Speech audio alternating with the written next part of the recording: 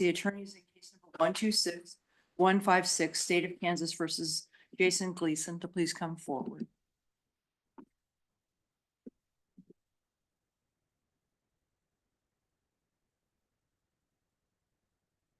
Mr. Davidson, take your time in getting settled, but once you do, you're welcome. Move towards the lectern.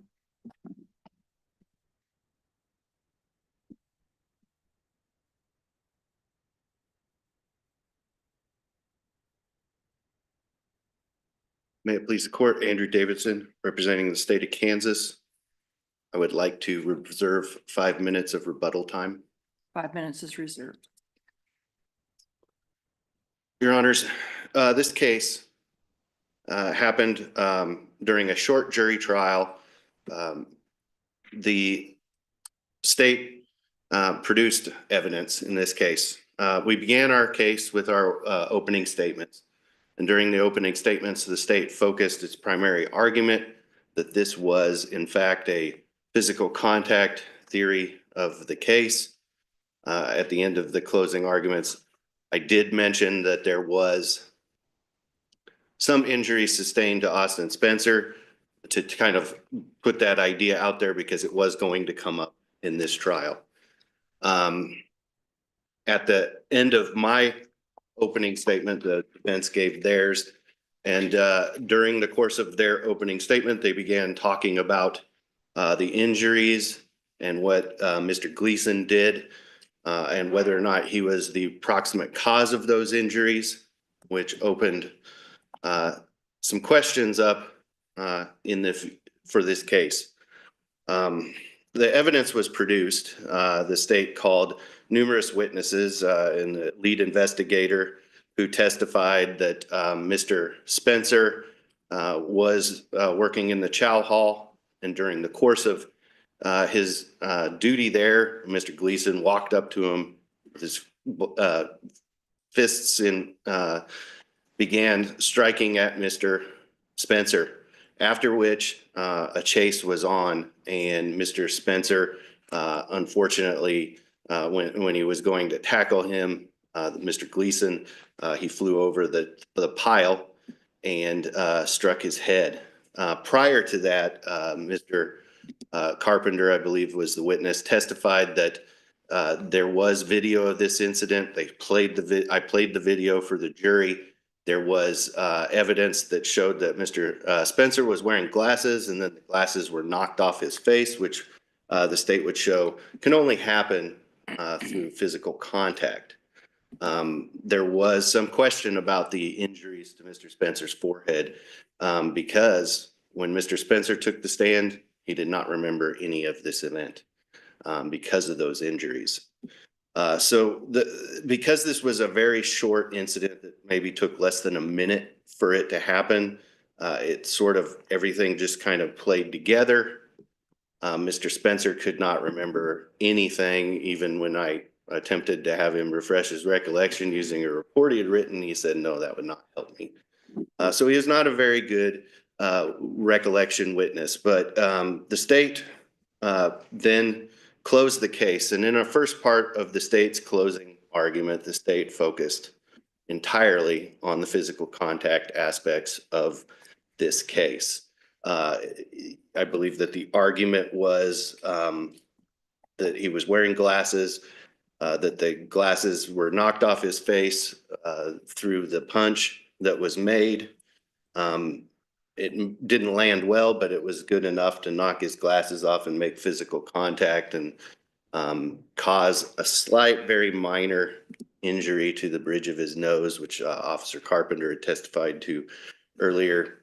And I believe that then I closed my case, or ended my first part of my closing argument, and defense got up and the defense started arguing about a lot of things, including some of the evidence that he had admitted earlier at trial, which showed that Mr. Gleason didn't cause the injuries because he was being tackled when Mr. Spencer flew over the top of his head, and that that he wasn't responsible for those. And the state, in a rebuttal, maybe I got a little overexcited, and I said, Well, he did cause those injuries because without him behaving like that, then he wouldn't have had to have done what he did. But I said, that's not what's important. What you have to determine is whether or not physical contact happened earlier in this case. Did you associate, well, did the prosecution at any time in this case associate the table injury as being evidence of the physical contact? I don't know if it was, no, I don't think that I did produce that type of argument. I think what I was I arguing. mean, basically what I'm getting at is because he hit his head on the table, that proves there was physical contact of the fist to the face. I don't think that was my argument, including in the rebuttal portion of my closing argument where I stated, you know, there was an injury and one of the other officers testified that the indentation in Mr. Spencer's forehead mimicked the round seat of the table. But then I tried to differentiate that injury, which was very severe, from the one that was minor on the bridge of his nose, which I was arguing was evidence that it was a very trivial little nick on his nose, which I was arguing that came from when he got punched earlier and the physical contact occurred. And that's what my argument was. And so I, upon reading the Court of Appeals decision, disagree that there was prosecutorial error on that matter. And that it definitely cumulatively did not affect the jury verdict. This case happened on video, and you can watch Mr. Gleason just march straight up to this individual who was just standing there and take a sucker punch at him. And, you know, then he takes off running. And the jury had the opportunity to look at that charge of physical contact. And they also had an opportunity to look at an alternative means, or not an alternative, but like a lesser included of attempted battery. And the jury rejected the attempted battery charge. There was argument both sides about whether or not this actually was physical contact, and the jury was satisfied based on the video evidence that was produced in this case that he did cause physical contact with him. There was an error in the jury instructions, but I believe the Court of Appeals was correct in their decision there, where they stated the error was harmless because you can't watch that video and not look at what Mr. Gleason did as behaving anything other than rude, angry, or insulting. So if that instruction was given during the course of the case, the verdict would not have changed. Was the head injury used as an explanation when Spencer testified that he couldn't recall? I believe that Austin Spencer did testify that he had severe mental problems after this, including memory loss. As a result of the injury he sustained from hitting the table? Yes, and that's why that was relevant. Right. He didn't know anything. Was there an objection to that testimony? No, and I don't think that the defense wanted to exclude that evidence because they didn't file any motions for limine or anything like that. But it was part of this whole entirety of the case. So then this court needs to determine whether or not the error on the jury instruction combined with the prosecutorial statements, which I don't believe were error, caused a cumulative violation of Mr. Gleason's rights to a fair jury trial. But the state would argue that this case had overwhelming evidence, and including in the Court of Appeals decision, the Court of Appeals found when concerning itself with the instruction and whether or not physical contact had occurred, that there was overwhelming evidence that a jury could be satisfied that was the result, that the physical contact did occur.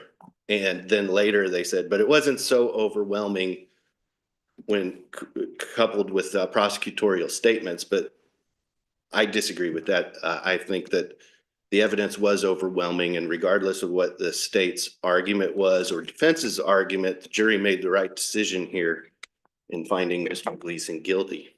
Are there any other questions? Because I'm almost out of time. Just curious. You have given us several reasons why the evidence about hitting the table was relevant, which are legitimate reasons, is loss of memory and otherwise. But in your opening statement, you talk about that injury without any explanation of how it fits into the case. Yeah, it was offhand. Does that? I cause do a- Does that cause a problem? I mean, but I it didn't. almost as if you are trying to excite the jury about that injury more than you are to give it a reason why it's going to be talked about. I'm sorry for interrupting you during your question. I think when I said that, I was just trying to give a preview as to there's going to be some evidence about this injury. I didn't try to tie it in. I didn't say that that's the reason why you need to find him guilty, but it was going to come up. And so that's why I brought it up. It does, it did bring that up a little bit, but then the defense, they went right into it and talked about whether or not he caused it, and that's what they have to decide. And I think when I focused my rebuttal on those things, it was to directly respond to counsel's argument. Justice Wall, did you have a question? Yeah, I was just curious, your position on harmless error, the jury section 5 argument that was made. On the one hand, it does seem like when you don't object to an instruction that omits an element of the offense and raise that as a jury trial issue, it's an attempt to circumvent our framework. On the other hand, there have been other state Supreme Courts with similar section 5 language that has taken that position that when that instructional error implicates the inviolate right to a jury trial, that harmless error analysis is not appropriate. And I'm just curious how you respond to that Herald decision, the Mississippi Supreme Court's.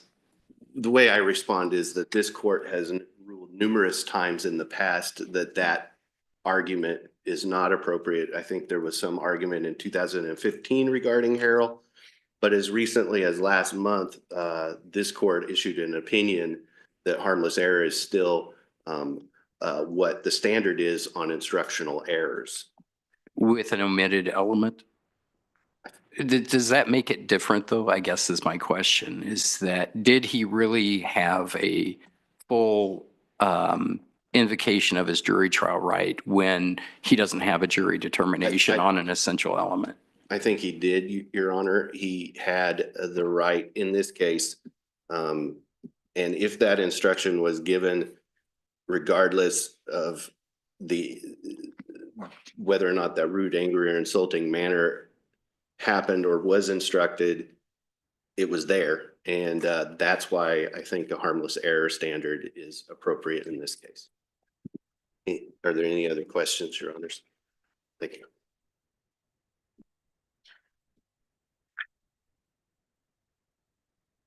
Good morning, Your Honor. My name is Randall Hodgkinson. I'm appearing today on behalf of Jason Gleason.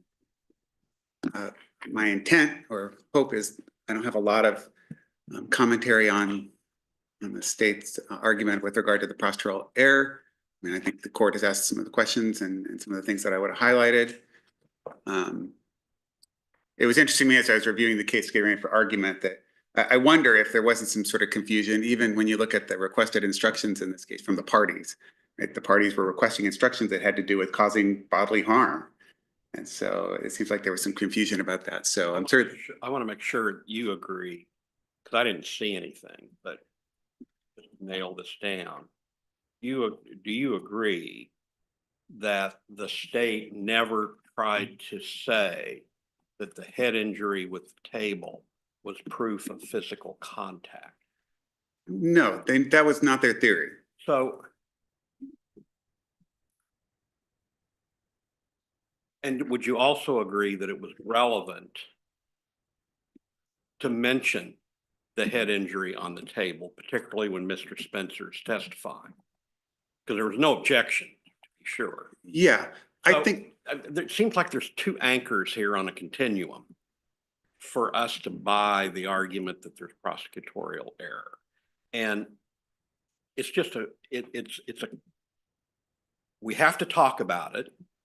They didn't try to associate it with the physical contact, but somehow in between, there's an error that occurs, and I don't understand that. So I think probably it's relevant, maybe for the purpose of explaining Mr. Spencer's testimony or lack of testimony. Maybe it's relevant in that regard, but the purpose of that testimony then is for that. It's not to prove it's not to prove battery, because that's not relevant. It's certainly not relevant to prove on the merits the battery. And I think that's where the confusion You're is. saying there's some kind of implicit notion that the head injury would be evidence of the physical contact? Yes. And did the defense ever ask for some kind of limiting instruction or something to indicate that, you know, we got to talk about it, but it doesn't go to this purpose? The defense didn't ask for a limiting instruction, although I think that the purpose of the defense argument, the closing argument that the prosecutor is asserting opened the door for them in the rebuttal was to do that, was trying to say, look, we know he had these injuries. This is terrible, but it's not what we're talking about today. But then the state says, you know what, he did cause all those injuries and did not limit the argument to this is only relevant to you. If the state had gotten up a rebuttal and said, you know what, we agree with defense that these injuries are terrible, but you shouldn't consider them for purposes of whether you're figuring out whether there was physical contact, that would have been fine. But that's not what the state did. So again, for the reasons the Chief Justice noted, I mean, the state opened, I mean, is there a link between them? The state opened the opening statement was, you're going to see these injuries when he hit the table, and then we're going to ask you to find that he's guilty of battery. So we think that the Court of Appeals decision was reasonable on this, and we would ask you to affirm it. Well, I am having a little trouble here with just the logical extension. You get hit in the head, and then you and someone else chase the person, and as a result of that chase, you're in tackling the perpetrator, you fall and hit your head. Why isn't that all just part of this case? And the injuries are connected to the initial battery, aren't they? So if he had been charged with causing bodily harm, then I think we would have an interesting discussion about causation. And I mean, the Court of Appeals certainly had that discussion and said, we don't think there would be a causal link there. But I think we could have that interesting discussion then, Justice. But that's not what he was charged with. I understand. There is no causal link between the injury caused when Mr. Spencer hit his head on the table and causing, and that's, I mean, that's your answer to your question, Justice Breyer. There's no link between that, but there was no limitation given on that. And in fact, the prosecutor's opening statement and rebuttal argument specifically referenced that he did cause that without any limitation. I'll leave it there. I do want to spend time talking about the state constitutional issue in this case. Let me ask you on that. The word inviolate is used a few times in the Kansas Constitution. Whatever definition we give it here, does that need to apply both to, what is it, Section 11 and Section 15? I don't know the references in those, so I'll 11's first, like 11's the free speech. Okay. Free press, shall be inviolate. Yeah. So do we have to give that the meaning to inviolate needs to be the same in Section 11 as it would be in your Section 5? Certainly my answer is yes. Not knowing what those other things say, my answer is still yes, because I think the language is clear. What does inviolate mean? I think it means not violate. I don't think there's a reasonable interpretation of that language that says what inviolate means is violated, but it doesn't matter. On that point, we have case law that says that what inviolate means is that the right to a jury trial is preserved as it existed when the Constitution was adopted. Do you agree or disagree with that? I believe that's what your cases have said, yes. But do you agree with that as a statement of law? Should that be the interpretation of inviolate? Or should we change the interpretation? I think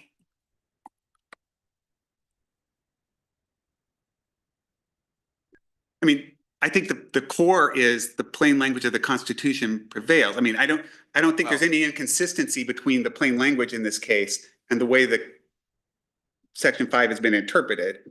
So I don't. The reason it's important is because if that's what the word means, then we have to inquire what was the state of the law when the Constitution was adopted. And if that's not what the word means, then who cares? Yeah.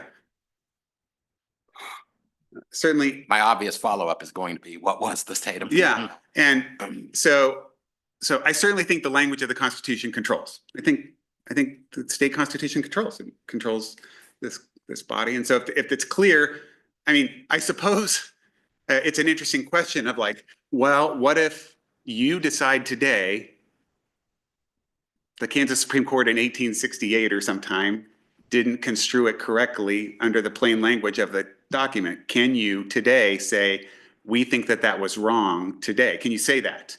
Well, that's more complicated than I think my question is intended to be.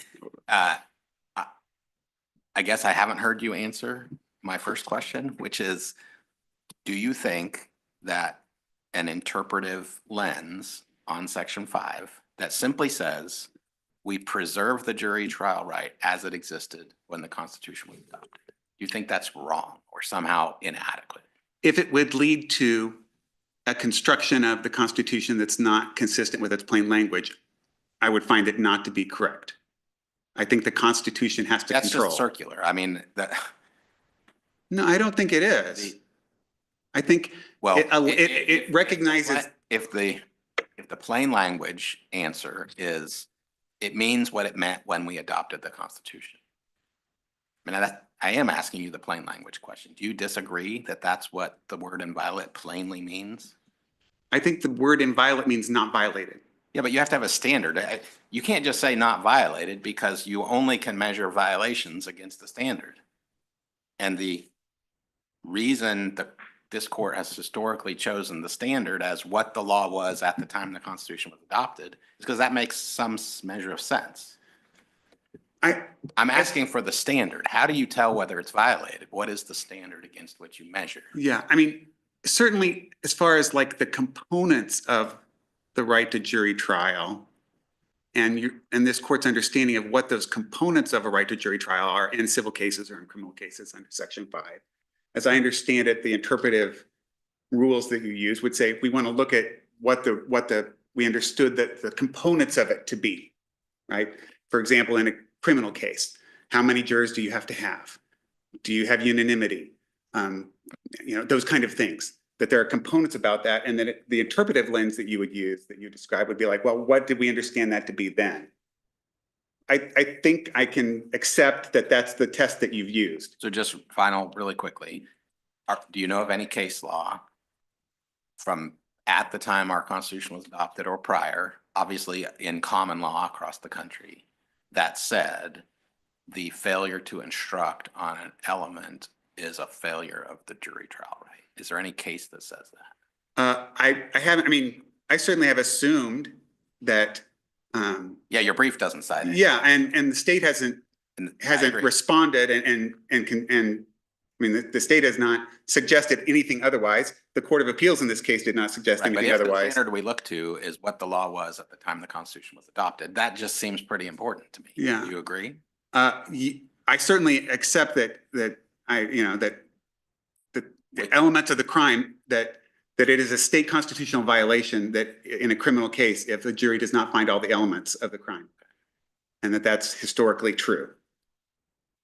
I mean, but you and can't cite if a we case. need more briefing on that, certainly, Court, Your Honor, you could order us to brief that more to see if I'm shocked to find, but you're right, we haven't engaged that question very much. Another way to frame the question is, did courts in the 1860s conduct a harmless error review? Well, I don't know if that's the case or not, but I mean, because I think that gets to the other question then. If they did, even if they did that, then is it appropriate? Was it appropriate in light of the words of the Constitution? So I am certainly working on the assumption, and like I say, Your Honor, we could brief this more if you disagree with this assumption or question this assumption, that it is a state constitutional right in a criminal case that the jury finds the elements of the crime beyond a reasonable doubt. That's an assumption I'm making. And that in this case, the jury did not find all the elements of the crime beyond a reasonable doubt.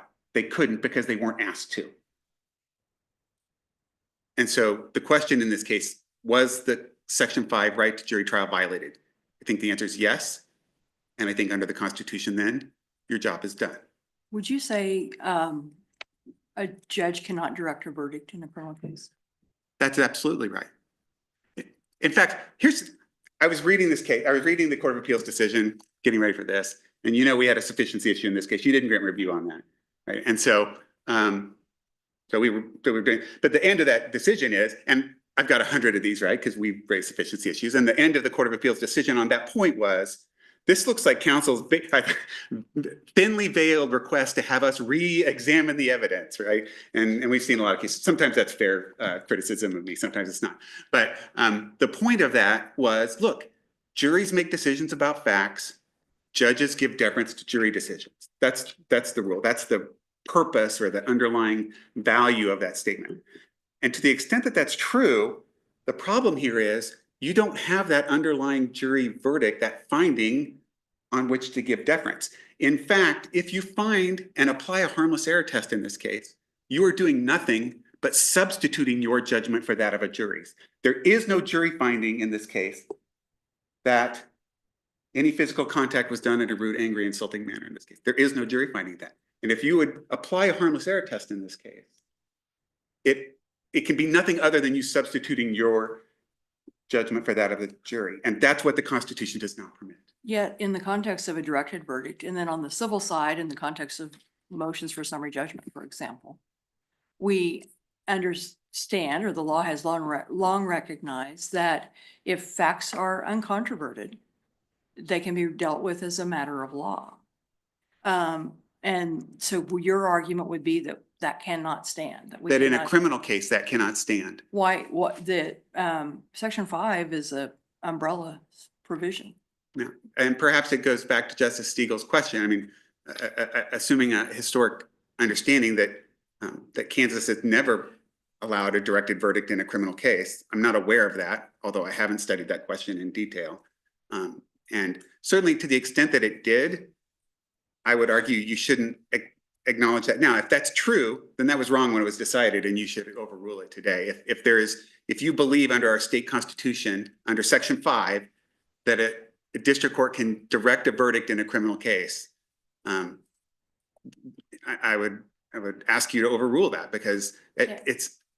Don't we have situations where they have the judge has not sent at least an A count or a portion of a case to a jury, or directed verdict in favor of a defendant, saying there's just not enough evidence here? Oh, sure. Yeah, What's I mean. the difference in that? Yeah, I mean, I'm not aware of or any sort of application of the state having a right to a jury trial. If the right to a jury trial belongs to the defendant.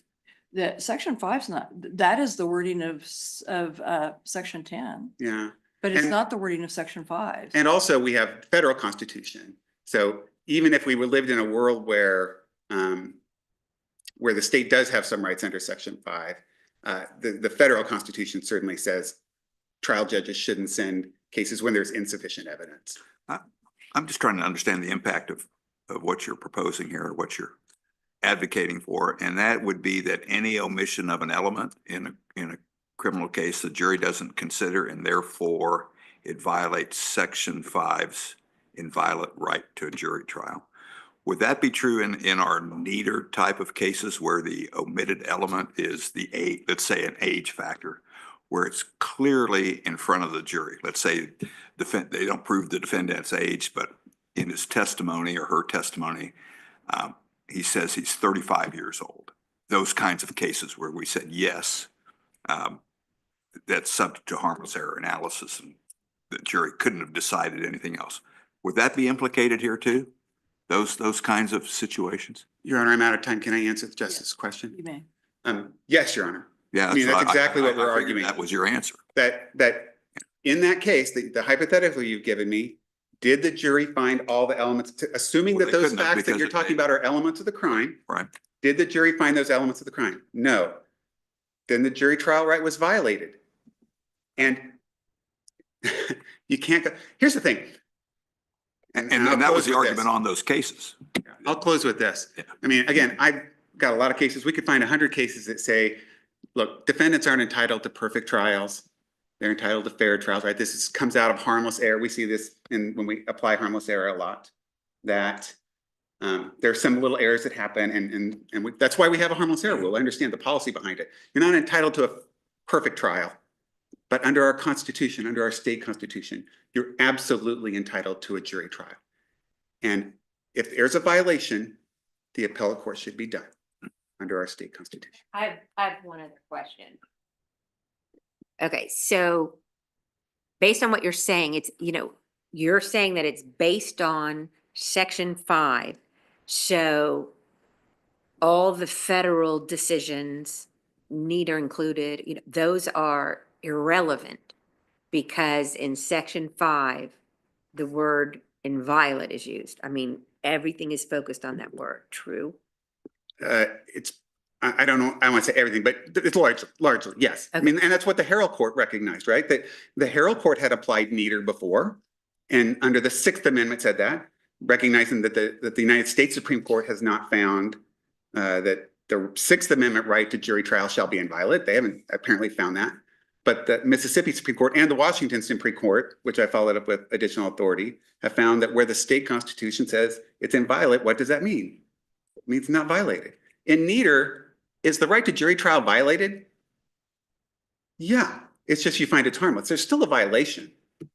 Our state constitution says that's not acceptable, and we would ask you to follow that state But on constitution. that, but that's saying that, using that to say, okay, was the jury trial right violated? How does that preclude harmless error? It doesn't say, I mean, if the word inviolate means violated, I mean, just like you said, leaving out that part of the instruction, it was violated. But what part of the Constitution says that you can't analyze it for harmless error? Because as Justice Biles says, the word inviolate is used, is it section 11, just what, the 11, free 15. press? Yeah. But we hold in those cases that that there are exceptions. That it can be violated. Right. Again, I haven't reviewed this in the context of other sections, but this is certainly the reasoning of the court in Harrell and Requenco, that under the state constitution that inviolate means not violated, and violated but harmless is still violated. The only solution, if the trial right has been, the jury trial right has been violated, is to give the person a jury trial. That's the only remedy. That's our argument. Thank you. That's all I have, Your Honor. Thank All you. right, thank you. Mr. Davidson, you reserve 5 minutes. I believe that I covered most of my argument against counsel's argument in my first portion, but I believe that the harmless error standard should stand. Do you have any response to my line of questions? Can you go over that again? Well, do you have anything to add about the state of the law on jury trials when our Constitution was adopted? I do not. So I don't have anything further, Your Honors. Thank you. Thank you. Thank both counsel for your arguments in this matter this morning. The court will take this case under advisement.